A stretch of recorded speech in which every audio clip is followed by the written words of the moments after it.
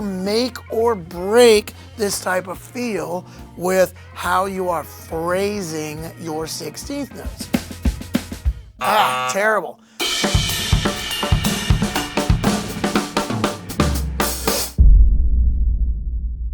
Hey, Stanton Moore here, and I'm going to talk to you right now about developing a feel that is in between the cracks, not exactly straight, not exactly swung, but somewhere in the middle. And this is the type of feel that is known in New Orleans, which is where I'm from.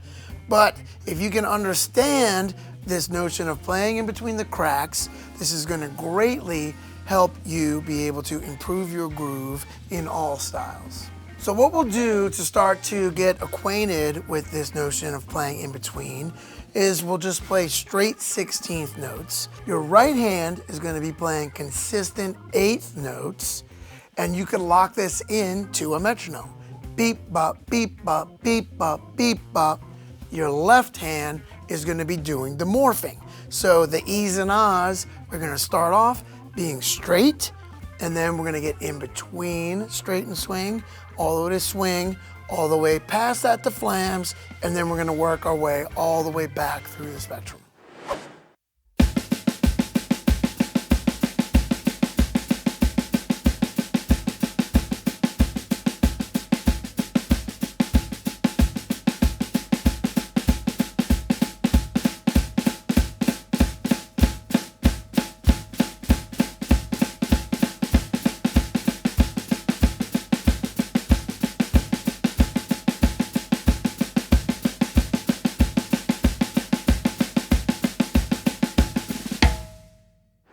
So now that we've gotten a little bit familiar with how to morph between straight to in between to swing past that and then back through the spectrum, let me just go ahead and play in between where we might want to phrase it in general.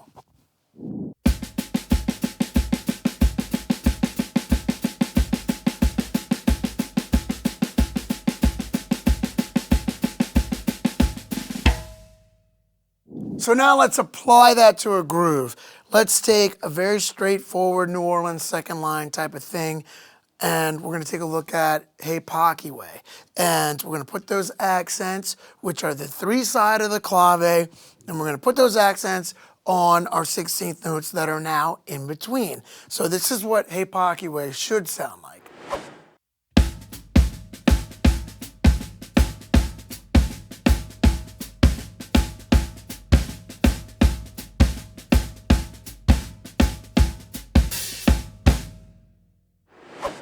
So now I'll start to show you exactly why getting this feel correct or feeling good is so important. Let me now play Hey Pocky Way, and I'm gonna swing it too much, and you're gonna hear that's not it. That sounds terrible. So let me play it too swung, and you'll see what I mean. If it's not in between where it should be, too swung can sound awful.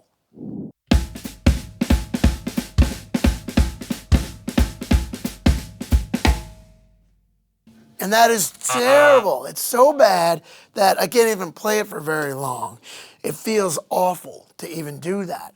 So now I'm going to play it straight, too straight, and it's going to be equally awful, but in a new and interesting way.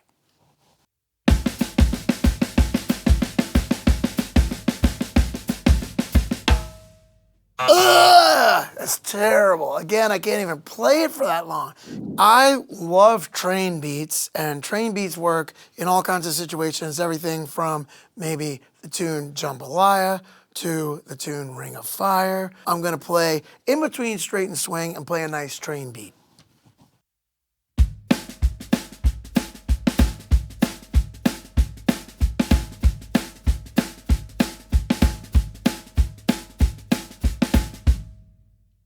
I'll show you what it sounds like to swing.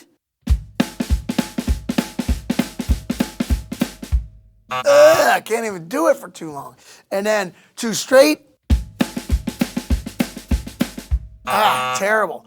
If your train beat is not in between straight and swing, if it's too swing, it's gonna sound terrible. If it's too straight, it's gonna sound equally terrible. You can either make or break this type of feel with how you are phrasing your 16th notes. Keep in mind, the right hand or your lead hand will be playing locked in eighth notes, and it's up to the left hand to figure out that magical area in between straight and in between swing that we like to call in between the cracks. So now that we have this feel of in between the cracks and we're developing a good feeling for that, you can apply that to a couple other grooves as well. So here it is applied to the Meters tune, Fire on the Bayou.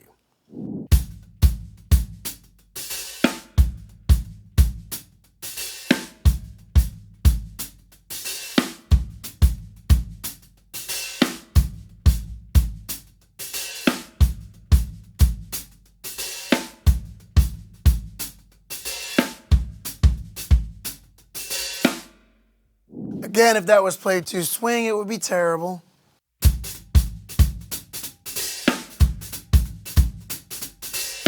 Ugh! And then too straight would be terrible. So I think you're starting to see my point that we really want to make these things feel in between straight and swing. So now let's take our train beat and we're going to put a little bit of a variation on it. So we're going to go from boom, dagga-doog, dagga-doog, dagga-doog, boom, boom. And then we're going to go boom, dagga-doog, dagga-doog, dagga-doog, dagga-doog, dagga-doog, boom. So I'll show you why we're doing this in a second, but we're going to try this accent pattern now.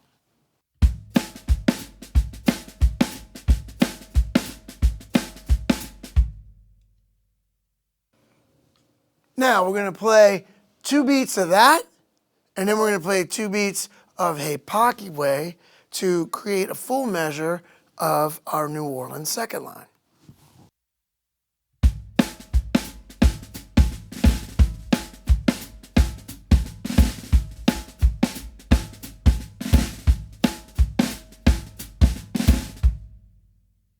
Now, the thing that we like to do in New Orleans second line is accent that beat 4, which we call the big 4. So if you're thinking of this in eighth notes, which is how we used to count it a while ago, so 1 and 2 and 3 and 4 and is how we would count it now. But a while ago, we used to count it 1, 2, 3, 4, 5, 6, 7, 8. 1, 2, 3, 4. 1, 2, 3. Boom,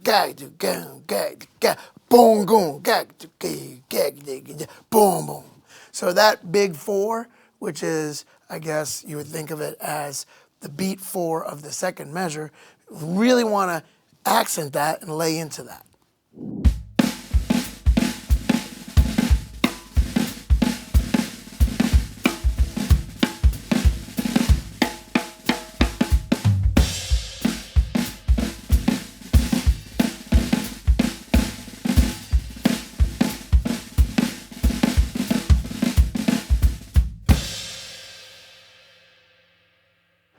So now let's talk a little bit about how I apply this to some of what I'm doing.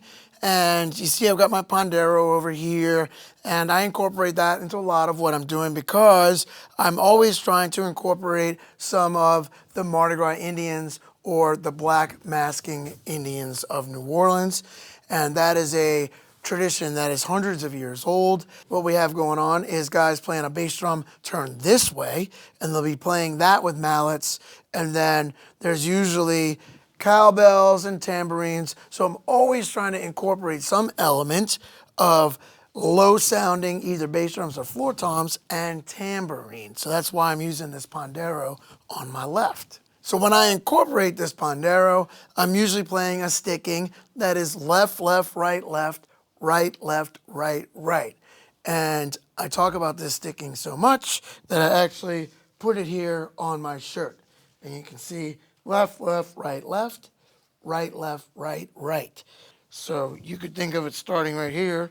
It's right, left, then right, right, left, left. It's just singles and doubles, but it starts on that first left. And then that allows you to come over here on the Pandeiro and play that. And then you can move the right hand around. So let me show you what that sticking is slowly.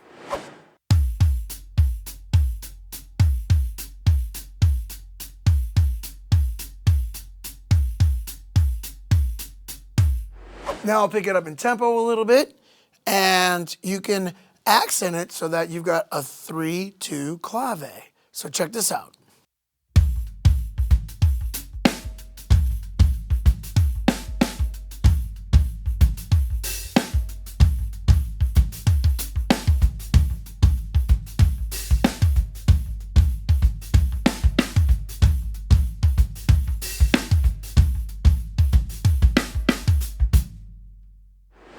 Now, that clave is split up over 4 beats. This sticking is only 2 beats long, if you're counting in 16th notes. But by the way that you're accenting it, you can get a clave spread out over 4 beats. Now, you could also use this as a funk groove. So I'm going to take same sticking, put my right hand over here on the cowbell, and leave the left here on the Pandeiro, and I'm going to start moving the hands around the hi-hat and the toms.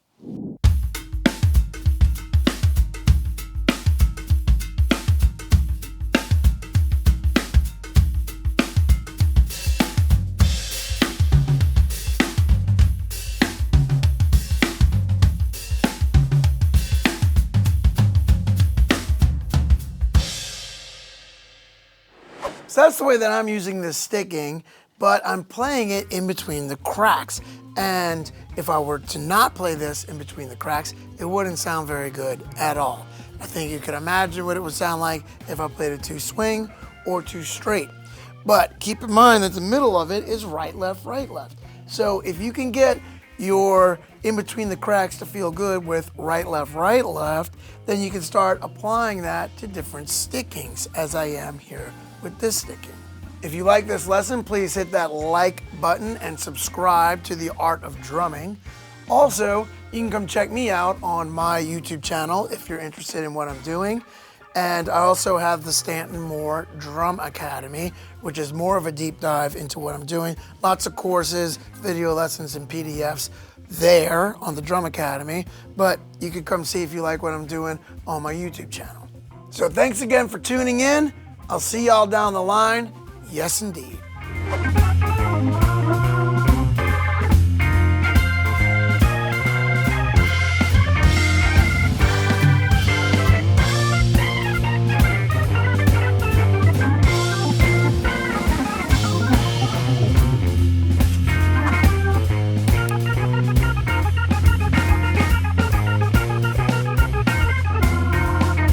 Ta-da! Let's go to dinner! I'm just kidding.